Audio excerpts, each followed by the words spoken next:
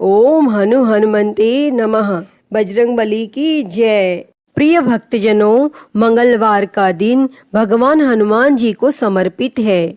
इस दिन सुख संपत्ति, यश और संतान प्राप्ति के लिए मंगलवार का व्रत रखना शुभ माना जाता है और हनुमान जी से जुड़ी मंगलवार व्रत कथा का पाठ अथवा श्रवण करके इस व्रत को पूरी श्रद्धा के साथ पूर्ण करना चाहिए। प्रिय भक्तजनों, आज हम इस वीडियो में मंगलवार की व्रत कथा सुनेंगे, तो आइए सुनते हैं। उससे पहले आप सभी प्रेम से बोलिए बजरंगबली की जय। एक समय व्यास जी ने कहा कि एक बार नैमिषारण्य तीर्थ में 80,000 मुनि एकत्र होकर पुराणों के ज्ञाता श्री सूत जी से पूछने लगे, हे महामुने, आपने हमें अनेक पुराणों की कथाएं सुनाई हैं। अब कृपा करके हमें ऐसा व्रत और कथा बताएं जिसके करने से संतान की प्राप्ति हो तथा मनुष्यों को रोग, शोक, अग्नि, सर्व दुख आदि का भय दूर हो, क्योंकि कलयुग में सभी जीवों की आयु बहुत कम है। फिर इस पर उन्हें रोग चिंता के कष्ट लगे रहेंगे, तो फिर वह श्री हरि के चरणों में अपना ध्यान कैसे लगा सकेंगे। तब श्री सूत जी बोले, हे मुनियों, आपने लोक कल्याण के लिए बहुत ही उत्तम बात पूछी है। एक बार युधिष्ठिर ने भगवान श्री कृष्ण से लोक कल्याण के लिए यही प्रश्न किया था। भगवान श्री कृष्ण और युधिष्ठिर का संवाद तुम्हारे सामने कहता हूँ, ध्यान देकर सुनो। एक समय पांडवों की सभा में श्री कृष्ण जी बैठे हुए थे। तब युधिष्ठिर ने भगवान श्री कृष्ण से प्रश्न किया, हे प्रभु, हे नंद नंदन गोविंद, आपने मेरे लिए अनेकों कथाएं सुनाई हैं। आज आप कृपा करके ऐसा व्रत या कथा सुनाए जिसके करने से मनुष्य को रोग चिंता का भय समाप्त हो और उसको पुत्र की प्राप्ति हो। हे प्रभु, बिना पुत्र के जीवन व्यर्थ है। पुत्र के बिना मनुष्य नरकगामी होता है और पुत्र के बिना मनुष्य पितृ ऋण से छुटकारा नहीं पा सकता और न ही उसका पुण्य नामक नरक से उद्धार हो सकता है। अतः पुत्रदायक व्रत बतलाएं। तब श्री कृष्ण भगवान बोले, हे राजन, मैं एक प्राचीन इतिहास सुनाता हूँ, आप उसे ध्यान पूर्वक सुनो। कुंडलपुर नामक एक नगर था। उसमें नंदा नामक एक ब्राह्मण रहता था और भगवान की कृपा से उसके पास सब कुछ था। फिर भी वह दुखी था। इसका कारण यह था कि ब्राह्मण की स्त्री सुनंदा के कोई संतान न थी। सुनंदा पतिव्रता थी, भक्ति पूर्वक श्री हनुमान जी की आराधना करती थी और मंगलवार के दिन व्रत करके अंत में भोजन बनाकर हनुमान जी का भोग लगाने के बाद स्वयं भोजन करती थी। एक बार मंगलवार के दिन ब्राह्मणी गृह कार्य की अधिकता के कारण हनुमान जी को भोग न लगा सकी, तो इस पर उसे बहुत दुख हुआ और उसने कुछ भी नहीं खाया और अपने मन में प्रण किया कि अब तो अगले मंगलवार को ही हनुमान जी को भोग लगाकर अन्न जल ग्रहण करूंगी। तब ब्राह्मणी सुनंदा प्रतिदिन भोजन बनाती, श्रद्धा पूर्वक पति को खिलाती, परंतु स्वयं भोजन नहीं करती और मन ही मन श्री हनुमान जी की आराधना करती थी। इसी प्रकार 6 दिन गुजर गए और ब्राह्मणी सुनंदा अपने निश्चय के अनुसार भूखी प्यासी निराहार रही और अगले मंगलवार को ब्राह्मणी सुनंदा प्रातःकाल ही बेहोश होकर गिर पड़ी। तब ब्राह्मणी सुनंदा की इस असीम भक्ति के प्रभाव से श्री हनुमान जी बहुत प्रसन्न हुए और प्रकट होकर बोले, सुनंदा, मैं तेरी भक्ति से बहुत प्रसन्न हूँ, तू उठ और वर मांग। तब सुनंदा अपने आराध्य देव श्री हनुमान जी को देखकर आनंद की अधिकता से विह्वल हो श्री हनुमान जी के चरणों में गिरकर बोली, हे प्रभु, मेरी कोई संतान नहीं है, कृपा करके मुझे संतान प्राप्ति का आशीर्वाद दें, आपकी अति कृपा होगी। तब श्री महावीर जी बोले, तेरी इच्छा पूर्ण होगी। तेरे एक कन्या पैदा होगी, उसके अष्टांग प्रतिदिन सोना दिया करेंगे। इस प्रकार कहकर श्री महावीर जी अंतर्ध्यान हो गए। तब ब्राह्मणी सुनंदा बहुत हर्षित हुई और सभी समाचार अपने पति से कहा। तब ब्राह्मण देव कन्या का वरदान सुनकर कुछ दुखी हुए, परंतु सोना मिलने की बात सुनी तो बहुत प्रसन्न हुए और विचार किया कि ऐसी कन्या के साथ मेरी निर्धनता भी समाप्त हो जाएगी। तब श्री हनुमान जी की कृपा से वह ब्राह्मणी गर्भवती हुई और 10वें महीने में उसे बहुत ही सुंदर पुत्री प्राप्त हुई।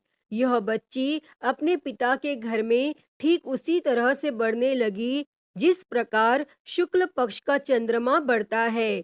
और 10वें दिन ब्राह्मण ने उस बालिका का नामकरण संस्कार कराया। उसके कुल पुरोहित ने उस बालिका का नाम रत्नावली रखा, क्योंकि यह कन्या सोना प्रदान किया करती थी। इस कन्या ने पूर्व जन्म में बड़े ही विधान से मंगल देव का व्रत किया था। रत्नावली का अष्टांग बहुत सा सोना देता था और उस सोने से नंदा ब्राह्मण बहुत ही धनवान हो गए। अब ब्राह्मणी भी बहुत अभिमान करने लगी थी। समय बीतता रहा। अब रत्नावली 10 वर्ष की हो चुकी थी। एक दिन जब नंदा ब्राह्मण प्रसन्न चित्त था, तब सुनंदा ने अपने पति से कहा, मेरी पुत्री रत्नावली विवाह के योग्य हो गई है, अतः आप कोई सुंदर तथा योग्य वर देखकर इसका विवाह कर दें। तब यह सुनकर ब्राह्मण बोला, अभी तो रत्नावली बहुत छोटी है। तब ब्राह्मणी बोली, शास्त्रों की आज्ञा है कि कन्या 8वें वर्ष में गौरी, 9 वर्ष में रोहिणी, 10वें वर्ष में कन्या, इसके पश्चात रजस्वला हो जाती है। गौरी के दान से पाताल लोक की प्राप्ति होती है और रोहिणी के दान से वैकुंठ लोक की प्राप्ति होती है। कन्या के दान से इंद्र लोक में सुखों की प्राप्ति होती है। अगर हे पतिदेव रजस्वला का दान किया जाता है तो घोर नरक की प्राप्ति होगी। इस पर ब्राह्मण बोला, अभी तो रत्नावली मात्र 10 ही वर्ष की है और मैंने तो 16-16 साल की कन्याओं के विवाह कराए हैं, अभी जल्दी क्या है। तब ब्राह्मणी सुनंदा बोली, आपको तो लोभ अधिक हो गया लगता है। शास्त्रों में कहा गया है कि माता पिता और बड़ा भाई रजस्वला कन्या को देखते हैं तो वह अवश्य ही नरकगामी होते हैं। तब ब्राह्मण बोला, अच्छी बात है, कल मैं अवश्य ही योग्य वर की तलाश में अपना दूत भेजूंगा। तब दूसरे दिन ब्राह्मण ने अपने दूत को बुलाया और आज्ञा दी कि जैसी सुंदर मेरी कन्या है वैसा ही सुंदर वर उसके लिए तलाश करो। और दूत अपने स्वामी की आज्ञा पाकर निकल पड़ा। तब पंपई नगर में उसने एक सुंदर लड़के को देखा। यह बालक एक ब्राह्मण परिवार का बहुत ही गुणवान पुत्र था। उसका नाम सोमेश्वर था और दूत ने इस सुंदर व गुणवान ब्राह्मण पुत्र के बारे में अपने स्वामी को पूर्ण विवरण दिया और फिर शुभ मुहूर्त में विधि पूर्वक कन्या दान करके ब्राह्मण ब्राह्मणी संतुष्ट हुए। परंतु ब्राह्मण के मन में तो लोभ समाया हुआ था।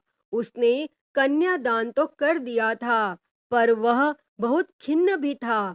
उसने विचार किया कि रत्नावली तो अब चली जाएगी और मुझे इससे जो सोना मिलता था वह अब मिलेगा नहीं। मेरे पास जो धन था कुछ तो इसके विवाह में खर्च हो गया और जो शेष बचा है वह भी कुछ दिनों पश्चात समाप्त हो जाएगा। मैंने तो इसका विवाह करके बहुत ही बड़ी भूल कर दी है। अब कोई ऐसा उपाय हो कि रत्नावली मेरे घर में ही बनी रहे, अपने ससुराल न जाए। तब लोभ रूपी राक्षस ब्राह्मण के मस्तिष्क पर छाता जा रहा था। रात भर अपनी शैया पर बेचैनी से करवटें बदलते बदलते उसने एक बहुत ही क्रूर निर्णय लिया। उसने विचार किया कि जब रत्नावली को लेकर उसका पति सोमेश्वर अपने घर के लिए जाएगा तो वह मार्ग में छिपकर सोमेश्वर का वध कर देगा और अपनी लड़की को अपने घर ले आएगा, जिससे नियमित रूप से उसे सोना भी मिलता रहेगा और समाज का कोई मनुष्य उसे दोष भी नहीं दे सकेगा। और प्रातः काल हुआ तो नंदा और सुनंदा ने अपने जमाई तथा लड़की को बहुत सारा धन देकर विदा किया और सोमेश्वर अपनी पत्नी रत्नावली को लेकर ससुराल से अपने घर की तरफ चल दिया।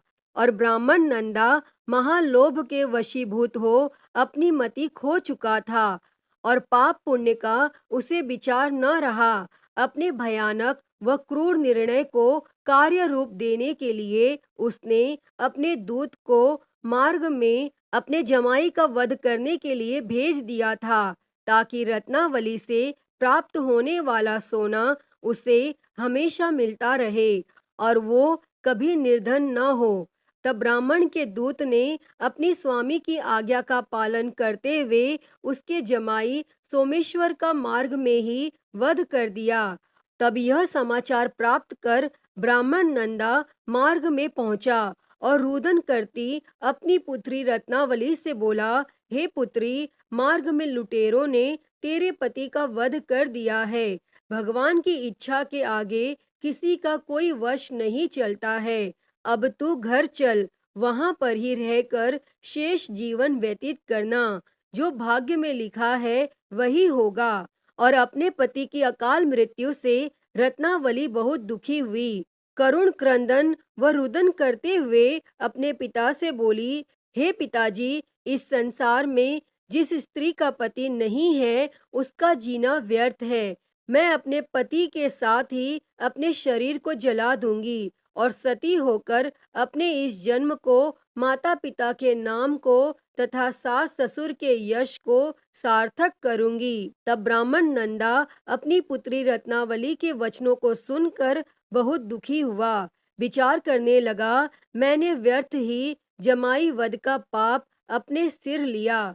रत्नावली तो उसके पीछे अपने प्राण तक देने को तैयार है और मेरा तो दोनों तरफ से मरण हो गया। धन तो अब मिलेगा नहीं, जमाई वध के पाप के फलस्वरूप यम यातना भी भुगतनी पड़ेगी।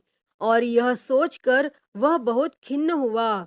तब सोमेश्वर की चिता बनाई गई। रत्नावली सती होने की इच्छा से अपने पति का सिर अपने गोद में रखकर चिता में बैठ गई। जैसे ही सोमेश्वर की चिता को अग्नि लगाई गई, वैसे ही प्रसन्न हो मंगल देव वहां प्रकट हुए और बोले, हे रत्नावली, मैं तेरी पति भक्ति से बहुत प्रसन्न हूँ, तू वर मांग। तब रत्नावली ने अपने पति का जीवन दान मांगा। तब मंगल देव बोले, रत्नावली, तेरा पति अजर अमर है, यह महाविद्वान भी होगा और इसके अतिरिक्त तेरी जो इच्छा हो वर मांग। तब रत्नावली बोली, हे ग्रहों के स्वामी, यदि आप मुझ पर प्रसन्न हैं तो मुझे यह वरदान दीजिए कि जो भी मनुष्य मंगलवार के दिन प्रातः काल लाल पुष्प लाल चंदन से पूजा करके आपका स्मरण करे, उसको रोग व्याधि न हो, स्वजनों का कभी वियोग न हो, सर्प अग्नि तथा शत्रुओं का भय न रहे। जो स्त्री मंगलवार का व्रत करे वह कभी विधवा न हो। और मंगल देव तथास्तु कहकर अंतर ध्यान हो गए। सोमेश्वर मंगल देव की कृपा से जीवित हो उठा। रत्नावली अपने पति को पुनः प्राप्त कर बहुत प्रसन्न हुई और मंगल देव का व्रत प्रत्येक मंगलवार को करके व्रत राज और मंगल देव की कृपा से इस लोक में सुख ऐश्वर्य को भोगते हुए अंत में अपने पति के साथ स्वर्ग लोक को गई। अतः हे मंगल देव, जैसी कृपा आपने रत्नावली और उसके पति सोमेश्वर पर की, वैसी ही कृपा इस कथा को कहते सुनते और हुंकारा भरते सभी पर सदैव करना। तो सभी प्रेम से बोलिए श्री मंगल देव की जय, श्री हनुमान जी की जय। प्रिय भक्तजनों, आइए अब सुनते हैं सभी मनोकामनाओं को पूरी करने वाली अगली कथा। कथा के अनुसार एक नगर में एक वृद्धा रहती थी। उसका एक ही पुत्र था। उस वृद्धा की हनुमान जी पर बहुत ही गहरी आस्था थी। वह हर मंगलवार का व्रत रखती थी और हनुमान जी की पूजा आराधना करती थी। एक बार हनुमान जी ने अपनी उस भक्त की परीक्षा लेने की सोची और हनुमान जी साधु का वेश धारण कर उस वृद्धा के घर गए और पुकारने लगे कि है कोई हनुमान भक्त जो हमारी इच्छा पूर्ण करे। और यह आवाज उस वृद्धा के कान में पड़ी और वह पुकार सुनकर वृद्धा जल्दी से बाहर आई और साधु को प्रणाम कर बोली, आज्ञा महाराज। और साधु के वेश में हनुमान जी बोले, मैं भूखा हूँ, भोजन करूँगा, तुम थोड़ी सी जमीन लीप दो। और वह वृद्धा द्विधा में पड़ गई। अंततः हाथ जोड़कर बोली, महाराज, लीपने और मिट्टी खोदने के अतिरिक्त आप कोई दूसरी आज्ञा दे, मैं अवश्य पूर्ण करूंगी। तब साधु ने 3 बार प्रतिज्ञा कराने के बाद कहा, तू अपने बेटे को बुला, मैं उसकी पीठ पर आग जलाकर भोजन करूंगा।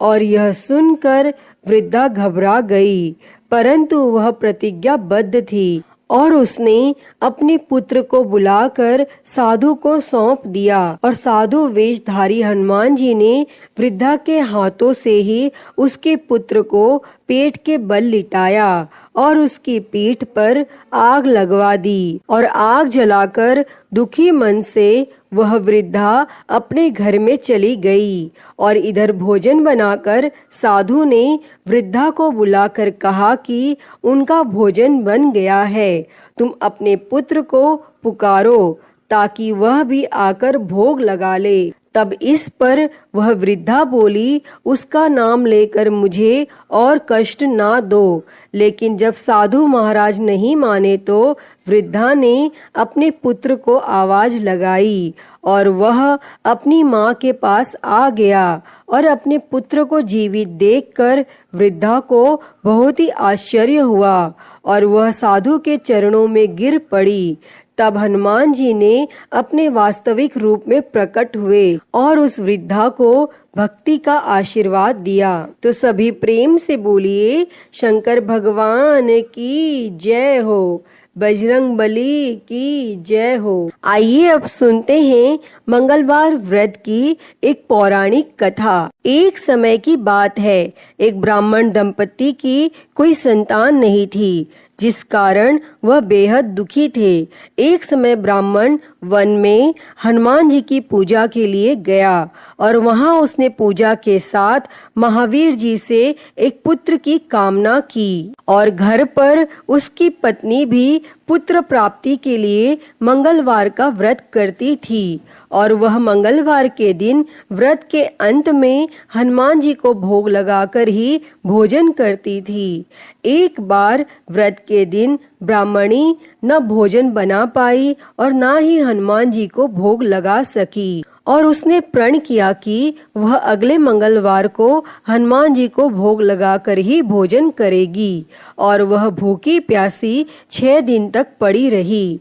तब मंगलवार के दिन वह बेहोश हो गई। तब हनुमान जी उसकी निष्ठा और लगन को देखकर प्रसन्न हुए और उन्होंने आशीर्वाद स्वरूप ब्राह्मणी को एक पुत्र दिया और कहा कि यह तुम्हारी बहुत सेवा करेगा। और बालक को पाकर वह ब्राह्मणी अति प्रसन्न हुई और उसने बालक का नाम मंगल रखा। और कुछ समय उपरांत जब ब्राह्मण घर आया तो बालक को देख पूछा कि वह कौन है। तब पत्नी बोली कि मंगलवार व्रत से प्रसन्न होकर हनुमान जी ने उसे यह बालक दिया है। लेकिन ब्राह्मण को अपनी पत्नी की बात पर विश्वास नहीं हुआ और एक दिन मौका देख ब्राह्मण ने बालक को कुएं में गिरा दिया और घर लौटने पर जब ब्राह्मणी ने पूछा कि मंगल कहाँ है, तभी पीछे से मंगल मुस्कुराकर आ गया और उसे वापस देखकर ब्राह्मण आश्चर्यचकित रह गया। तब रात में हनुमान जी ने उसे सपने में दर्शन दिए और बताया कि वह पुत्र उसे उन्होंने ही दिया है।